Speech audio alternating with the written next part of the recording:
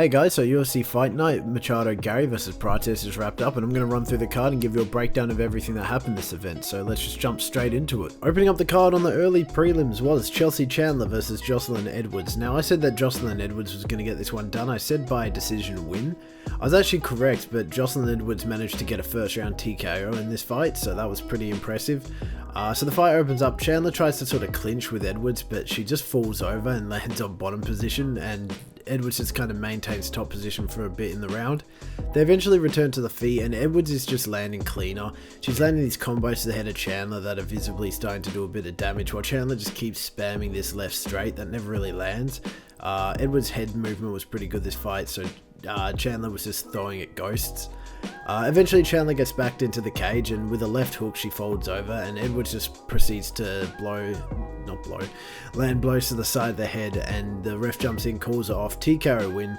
Very impressive start to the card, was very fun to watch, and yeah, next fight. Following that fight, we had Timmy Cuamba versus Roberto Romero. Now, I said that Roberto Romero was going to take this one, and I said that was going to be by a decision. I was actually wrong. Timmy Cuamba won this one, and it was by a finish in the second round, so that was pretty impressive from him. Round 1 opens up, and a good proportion of that first round was spent in the clinch, both against the cage, but also in the center of the octagon, with Romero thriving in the clinch. He was landing these nice knees and these sort of close-in body shots that were starting to show a little bit on Cuamba. And coupled with his powerful kicks to the body and legs this round, you could also argue that he won this one. Cuamba did have better striking most of the time and landed decently heavy whenever he would strike. He even cut Romero open this round, so it is kind of hard to tell who would have won this one, but I had it slightly towards Cuamba. Round 2 opens up, and Cuamba starts looking significantly better on the feet. He's landing pretty heavy, and the highlight at the start of the round was definitely a spinning back kick that he landed, which made a very loud noise when it hit, so very powerful that one. And then for the rest of the round, Cuamba is just landing straight rights down the middle, while Romero is not really finding success anywhere outside the clinch.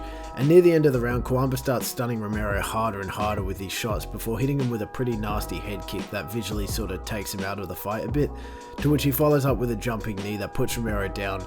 The ref jumped in, stopped it, knockout win for Cuamba.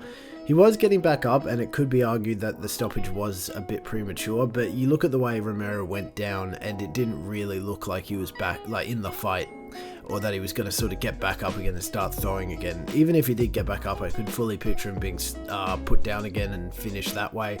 So good win for Cuamba.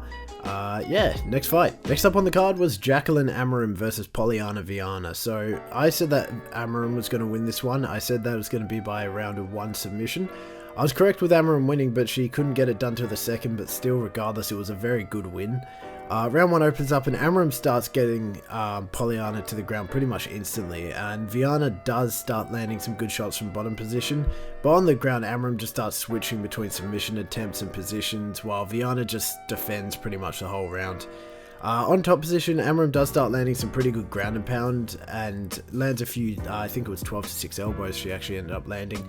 But yeah, it was a pretty obvious round for Amorim. The only thing that Viana was really doing this round was defending these submission attempts and sort of trying to buck Amorim off of her, but didn't really land anything outside of the ground and pound from bottom.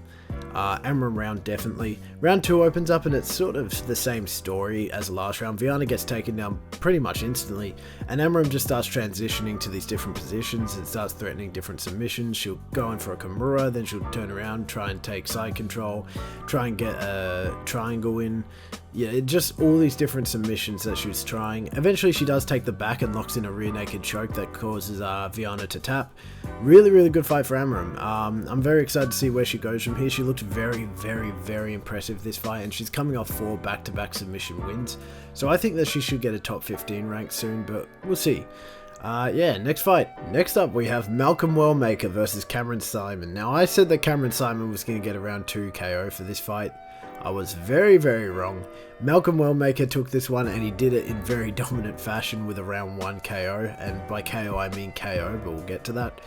Round 1 opens up, round starts with Saaiman landing to different parts of the body. He's sort of landing more consistently, but he is being pushed back, which is a very important part of this fight. So he keeps getting pushed back, and then when his back's against the cage, Wellmaker just starts swinging heavy. He starts throwing these really fast, heavy hooks, which Saaiman did use his sort of movement and footwork to get out of in the first time it happens. He sort of ducks under them and then starts to make some distance. But then the second time, when Wellmaker pushes him up against that cage again, he brutally lands this hook straight to the chin of Saaiman and throws him pretty much across the octagon, putting him out. Yeah, this was a very, very insane KO. I'm pretty sure this won knockout of the night or performance or whatever. But man, this is a really, really interesting prospect to keep an eye out of. From the Contender series, he looks so much improved, and he does look incredibly powerful with his hands. I can't wait to see what's next for him at Bantamweight, and yeah, not much else to say outside of this was an incredible win for Wellmaker. Next fight. Moving up the card, we have Damon Blackshear versus Alatengheili. I said that Blackshear was going to get this one done by a round 2 submission, I think it was. I was actually wrong about the method, but Damon Blackshear did win this one by a decision. Round 1 opens up and he comes out the gate very hot. He throws this like jumping fly kick, misses, and then just starts kicking to different parts of Alatengheili. He starts targeting the head, body, legs, all with his sort of Muay Thai style stance and sort of these fast kicks that he'd whip into the leg or body of Alatengheili. And also he was landing these straight rights down the middle that were really starting to sort of pile up and do damage later in the fight. Almost instantly, the damage to Alatengheili's legs starts showing, and he does start getting stumbled back from these straight rights that Blackshear is throwing, not through the damage itself, but through the fact that his legs kind of be battered. Alatengheili did start to look better later in the round when he started throwing back, but it wasn't really enough, and the whole round Blackshear was keeping this pressure on, so obviously this one was a Blackshear round. Round 2, Alatengheili comes out looking significantly better this round, and he starts landing these more meaty combos, these heavy hitting combos, but Blackshear sort of evades them, and then he just keeps a constant pressure on with his Muay Thai style strike in this fight. And he did definitely look better this round. However, Blackshear did start to kind of slow near the end, and it did look kind of bad in round 3. Speaking of round 3, Alatengheili looked as if he was going to put pace back onto Blackshear at the start of the round, but very slowly he sort of just succumbs to Blackshear's striking. Alatengheili comes out, starts throwing a lot, he starts throwing heavy, but then he eventually starts to slow down, and Blackshear starts to get back into his rhythm and outstrikes him this round as well. In the last 20 seconds, they do start throwing down wildly near the center of the cage. They both just start swinging for the heels, but neither of them can find a finish, so therefore Blackshear goes to decision and obviously takes it because he won all 3 rounds. Yeah, and the most notable thing, man, Blackshear's Muay Thai style looked amazing this fight, and his striking was definitely much improved from his other fights.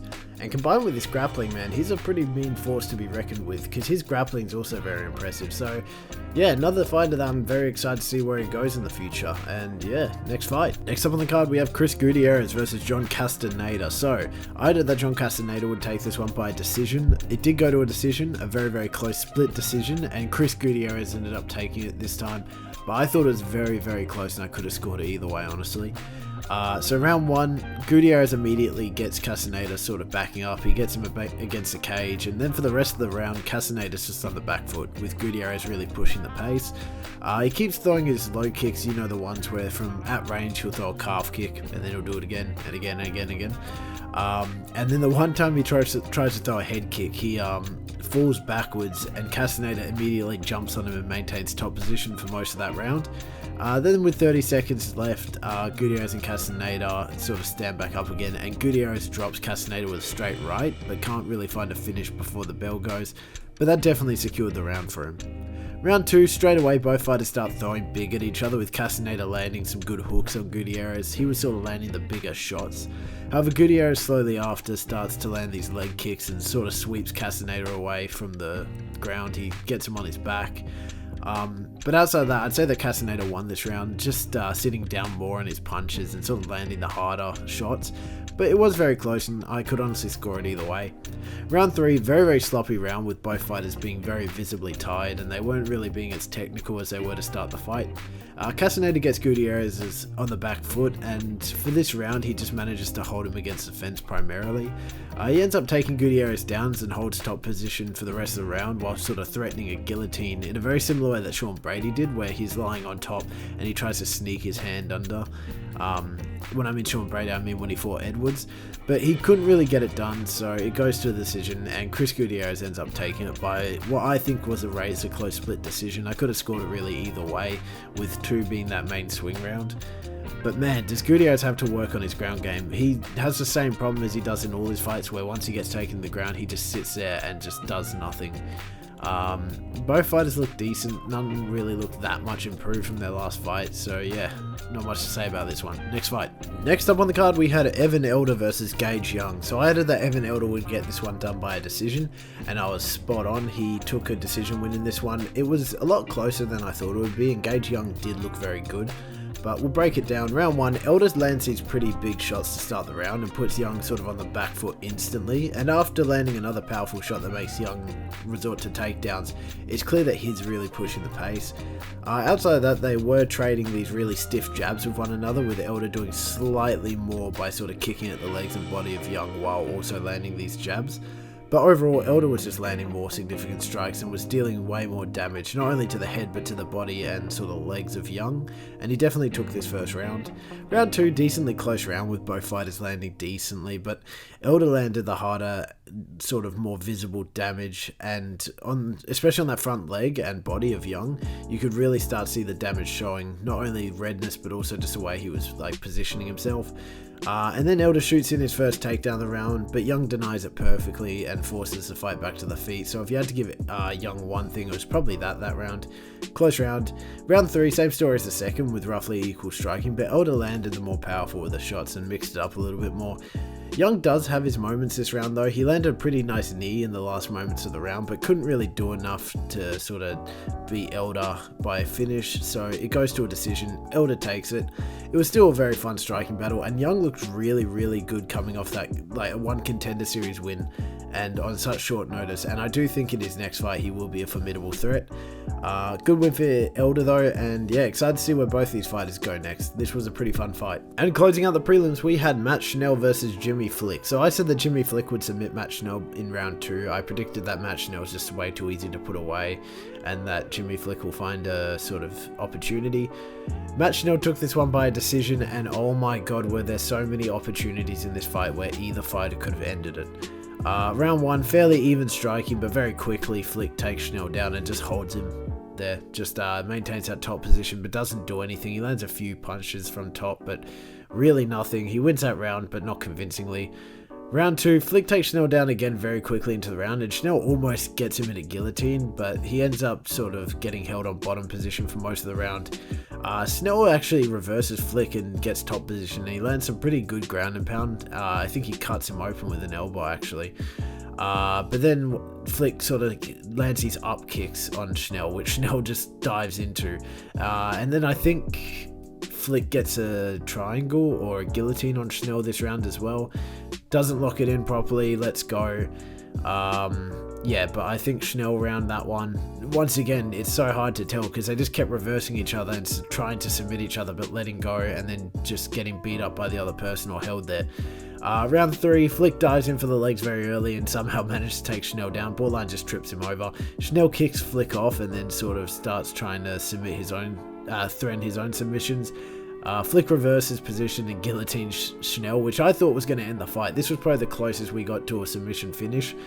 Doesn't work. Schnell starts trying to get the back of Flick, and then he starts threatening rear naked chokes, which Flick easily pulls the lead hand out of and sort of gets out of threat, defends himself for the rest of the round, goes to the decision. Schnell takes it. Very uninteresting fight. Neither of the fighters looked that good. It was just very scrappy, messy, not amazing. Yeah, not much to say about this one. And now we're on to the main card, and from start to finish, this main card was pretty good with some exceptions. We'll get to that. Starting it off, we have Ikram Aliskerov versus Andre Muniz. I predicted that Ikram Aliskerov was going to get this one done by around 1 KO.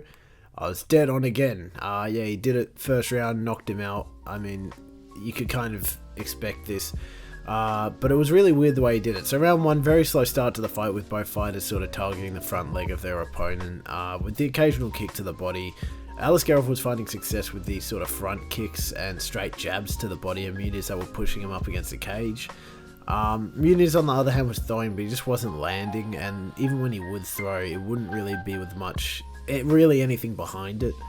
and he was just getting pushed backwards the whole fight. With around 25 seconds to go, Aliskerov hits Muniz with what I thought was a standard left hook. It didn't look that powerful, but Muniz's eyes just roll into the back of his head. He crumbles down, covers up a little bit, but Aliskerov just starts hammer fisting him to the side of the head, just raining down ground and pound on him, and the ref jumps in. Round 1 KO for Aliskerov. Very good performance, but man, that knockout was really weird. So yeah, not much else to say about this one. Aliskerov looked really good, Muniz looked really bad. And now we're on to what is almost definitely the best fight on the card, Randy Brown versus Nicolas Dalby. I said that Brown was going to get this one done by a decision win. I was correct about Brown winning, but it was by a round 2 knockout, and it was a brutal one at that. Round 1 opens up, Dalby begins by chopping the legs of Brown, but Brown just really keeps his distance the whole fight. Dalby can't really enter the pocket because Brown keeps sending these stiff jabs and these powerful straights down the pipe, landing directly on the face of Dalby. And throughout the round, Brown just starts sitting down more and more on these punches, and they're landing a lot harder as the round goes on, to the point where halfway through the round, Brown breaks Dalby's nose with a right hook. And it was just such a clean right hook that skimmed the face of Dalby and pushed his nose halfway across his head. And this was a bad break. Like, this was JDM level bad, where his nose was literally pushed to the other side of his face. Reminded me of Mike Perry a little bit as well. But yeah, Randy just keeps targeting that nose of Dalby with these straights down the middle that every time they'd land, I'd just start cringing. There was a weird bit in the middle where the referee separated them to tell Brown to stop poking his fingers out when he's sort of reaching his arms out, which I didn't think they need to separate for to tell him that, but yeah, and the minute they reset, Dalby knocks Brown down with an overhand and almost finishes him with a sort of submission, but couldn't get it done. Round ends, round 2 starts, back on the feet, and Brown's just looking more confident than ever. He's backing away while landing straight down the middle on Dalby, while Dalby's sort of chasing him and pushing forward. However, he does get a bit too confident. He backs up towards the cage, and then he gets hit with shots that sort of send him off balance and rock him slightly, while Dalby's sort of chasing him down with these. But he does recover, and he stands his ground in the middle while Dalby pushes in and exchanges a nasty right hook that puts Dalby to sleep and puts him down badly at that. Best fight on the card, no question. It was insane from both of them. I hope they both get good money for this one because they both put on a complete show, a barn burner as Dana would say. And man, give Randy Brown a top 15 opponent soon, man. He deserves it. This was an insane performance. And moving from the best fight on the card to probably one of the most unimpressive, we have Michel Pereira versus Abus Magomedov. I had it that Abus Magomedov was going to win this one by a 3rd round decision. I don't know why I clarified 3rd round there. He did. I got that bang on, but man, was this fight way less cool than I thought it would be. So round 1 opens up and Michel Pereira comes out infinitely more patient. This was his most patient performance by far. And I think he learned his lesson from that Hernandez fight, that if he lets it all go in the rest of the fight's going to be miserable for him. But he did go overboard. The only thing he threw this round were leg kicks. He threw a few straights, but none of them really landed. And meanwhile, Abus is blitzing in, landing these hooks, these overhands, wobbling him early in the round. And even he lands his head kick that he trips over on, but still, it gets Pereira sort of on unstable feet. And just when Pereira recovers, he gets taken down by Abus and hit with more ground and pound. There was never really a moment where Pereira could get his composure together, and for that reason, Abus clearly took this round. Round 2, Pereira starts landing back and he starts throwing a bit more, landing these straights to the face of Magomedov and causing Magomedov to really slow down and stop throwing as much. The only real strikes that Magomedov threw were these sort of front kicks down the middle that weren't doing too much. They were keeping the distance and doing a little bit, but overall I think Pereira definitely took this one based on the damage that was visible on Magomedov's face from the straight rights that he was throwing. Round 3, Pereira comes out a lot stronger and he throws the most he probably has this whole fight and pushes the pace on Magomedov, but only for about the first 30 seconds, and very quickly both fighters just begin to gas, with Magomedov landing the bigger shots on Pereira, but again, they're both so gassed that none of it is going to knock him out, and I think both fighters knew that. They're just throwing scrappy shots at each other, and it goes to a decision. Magomedov takes it, but Jesus, man, the crowd hated this one. The whole 3rd round, booing. The decision call, booing. Abus's post-fight speech, all you could hear were the crowd booing, and I think it was somewhat deserved. Because, man, did this fight not deliver. And the 3rd last fight on the main card, Giga Chikadze versus David Onama. So I said that David Onama was going to take this one by decision. I got that one correct as well. I was on a pretty good streak with the main card. Round 1 opens up, and right out the gate, Chikadze comes out strong and fast. He's sort of entering distance, throwing a 4 to 5 piece combo and then leaving distance, which was really sort of making that first round look very dominant for him. Onama was landing some nice leg kicks and these single shots, but most of the damage he did was from his checks. He was checking about 80% of the kicks that Chikadze was throwing, and I really wish the judges scored more on checks, because man, they're incredibly underrated. Checking leg kicks, that can change the course of a fight, in my opinion. Onama did have his moments where he tagged Chikadze with a decently hard shot that would sort of stumble him against the cage. But outside of that, Chikadze was just landing in droves. And yeah, he landed way more, pretty clear-cut round for him. Round 2, we see a lot more wrestling in this round, with Onama taking Chikadze down on the ground, and Chikadze had no answer for the pressure that Onama was putting on him. Every time he'd sort of try and stand up, Onama would sort of pull him back down, and it got to the point where he almost got him in a rear naked choke that Chikadze turned into to actually get out of, but he got stuck on bottom position, and he just kept getting threatened with submissions, and he couldn't really do much. Onama landed some good ground and pound as well, but yeah, one apiece I'd say after this one. And then round 3 opens, Chikadze slows down significantly. You can tell that the wrestling sort of drained his cardio a bit, and he's abandoned his combos in exchange for these single shots that, while they were landing, it just wasn't enough, while Onama picked up the pace and sort of started catching Chikadze with these counters as well. And in the last 2 minutes to secure the round, he lands a takedown and holds top position for the rest of the round. It goes to the scorecards, and Onama takes the win via a decision.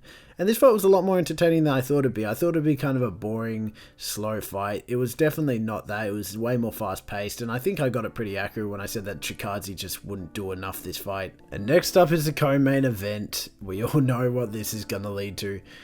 Anthony Smith versus Zhang Mingyang. I said that Anthony Smith was going to get finished in the first round by Mingyang. I'm not a brave individual. That's exactly what happened. Whoever match made this, you're a sick individual. I don't know why they gave Smith as a retirement fight Mingyang. Jesus, man. The fight went pretty much how you would expect it to, and how everyone really thought it was going to in the lead up. Mingyang finished him almost instantly. Instantly within the fight, you could see Smith's age coming through. Zhang was landing these leg kicks and these body kicks that were instantly starting to show damage on Smith. He was changing stances, he was sort of covering up a little bit. Smith did come out a little bit strong near the start. He was throwing these straights, and then he started resorting to landing these elbows on Zhang, trying to sort of open him up. But then Zhang ended up sort of reversing on him and throwing elbows on him, and pretty much the first elbow he throws splits the scalp of Smith open and caused blood just to spew from the wound. I mean, he was bleeding like crazy this fight. And just when the fight felt like it was sort of at an end, Zhang just started bullying Smith. And Smith did what he always does in these fights where he's getting beat up. He started shooting for a takedown. He failed the takedown, and then while like on the ground, he started just grabbing the legs of his opponent before just curling into a ball and getting TKO finished. You saw it with Reyes. You saw it with almost Roundtree. Yeah, that's pretty much what happened this fight. First round TKO from Mingyang Zhang. Very good performance from him. I mean, he looked incredible this fight, but once again, it was also Smith before retirement, so kind of a rough sort of situation for Zhang. Oh, and when you thought it couldn't get even sadder, Anthony Smith starts freaking out on some random guy in the crowd. I don't know what the guy in the crowd did, but Smith starts flipping him off on the stool and then starts trying to jump the cage to attack him, in which Zhang actually gets up and starts like pulling him back, trying to intervene and stop him from ruining his own legacy. So, I mean, good on Zhang for doing that, I suppose. But yeah, that's it for Smith. He got a farewell video made for him by Jelly Roll of all people, which was an interesting choice, I guess. But yeah, man, he had a good career, I guess. Got to fight Jones, I suppose. But yeah, laid his gloves down in the center of the octagon. He's done. Goodbye, Smith. Next fight. And now the main event, Ian Machado Garry versus Carlos Prates. And do I have some things to say about this fight. Breaking it down, I said that Carlos Prates was going to win this one by around 2 KO. I thought he'd be able to find a finish early, and if he couldn't, then Garry would take it. Garry ended up winning this one by a decision, so I pretty much went the second option, except there were some exceptions, and we'll get into those. Round 1 opens up, and the striking differential is clear. It's very visible who's landing more, and you'd be surprised when I say it was actually Garry that threw way more strikes than Prates, and was landing way more. However, there is a caveat. Most of these shots that Garry was landing were landing on the guard of Prates, not really doing the most damage, but Prates were landing clean, but for every one shot that Prates would land, Garry would land 5, and while they weren't landing clean, they just made him look busier. And to seal the deal, Garry lands a takedown within the last sort of moments of the round, and he gets a few good shots in on the ground, securing that first round for him. Round 2 opens up, same issue. Prates barely throws anything, and most of the shots he is throwing have nothing behind them. He doesn't really throw with much conviction like we saw in all his other fights. And meanwhile, Garry's just throwing leg kicks, body kicks, head kicks, straights, hooks, and most of these are landing on the guard, but a few are slipping through, and even the ones that are landing on the guard are landing pretty decently. And for that reason, Garry takes his second round as well, and we head into the third, in which Garry just really starts landing. And I'd say this round he does the most damage to Prates out of all the rounds. He's landing a lot cleaner. The guard's sort of starting to slip away from Prates as he keeps dropping his guard due to getting kicked in the body and legs so much.